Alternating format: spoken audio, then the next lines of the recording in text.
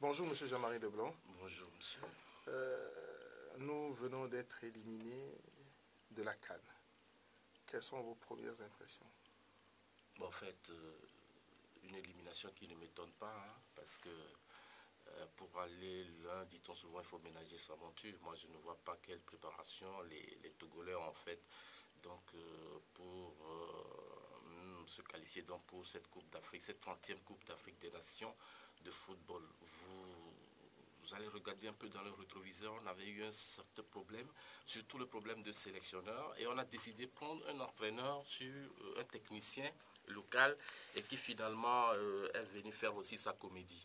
Donc, raison pour laquelle moi je me dis que cette élimination du Togo à la CAN ne m'étonne pas. À propos de la fédération, qu'est-ce qui se passe, hein? Il était prévu des élections et puis rien du tout. Non, ben, les élections à la Fédération togolaise de football, vous savez, quand il y a un bureau en place, si le mandat finit, le mandat finit. Mais l'instance fêtière qui dit qu'il octroie un temps de rallonge donc à la Fédération de pouvoir s'organiser mieux pour organiser cette élection, bon, c'est juste 4 semaines. Ce n'est pas de la mer à boire. Et je pense que dans ces 4 semaines-là, il y a déjà des jours qui sont passés.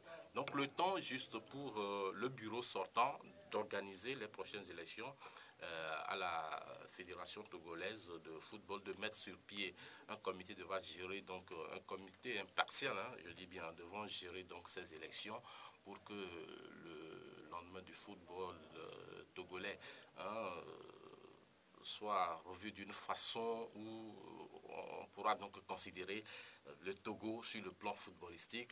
On pourra donc dire que quand on parle du Togo, on sait effectivement que les choses sérieuses viennent de commencer à partir d'un nouveau bureau exécutif de la Fédération togolaise de football. Moi, je proposerais que tous ceux qui ont fait partie de 2 mandats dans les précédents bureaux, allez qu'ils dégagent.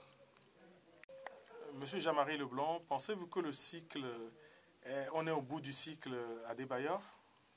Bon, ça va dépendre parce que au Cameroun, par exemple, on connaît l'histoire de Song avec son âge et ce qu'il a encore prouvé. Mais ici, je ne dis pas que Adebayor est fané, mais peut-être c'est un manque de volonté de la personne.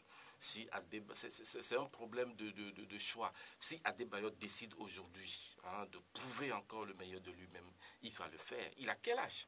Il va le faire.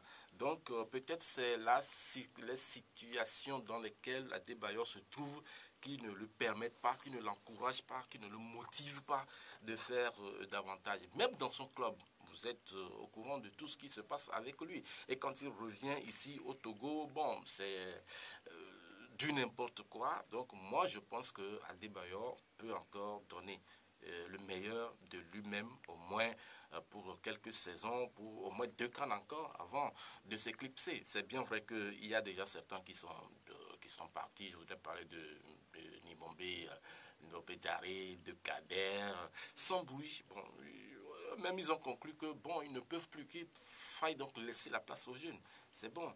Mais Adebayor, je me dis qu'il a encore beaucoup de choses à vendre, il a encore beaucoup de choses à démontrer, qu'il se ressaisisse et je pense que le public togolais ou la sélection togolaise a encore besoin, hein, de lui. Vous verrez que, par exemple, en Côte d'Ivoire, Didier Drogba qui s'est éclipsé un tout petit peu, bon, ce n'est pas parce que Didier Drogba ne peut plus jouer. Didier Drogba marque des buts encore à Chelsea. Alors, où est le problème? Merci Jean-Marie Leblanc. Merci beaucoup.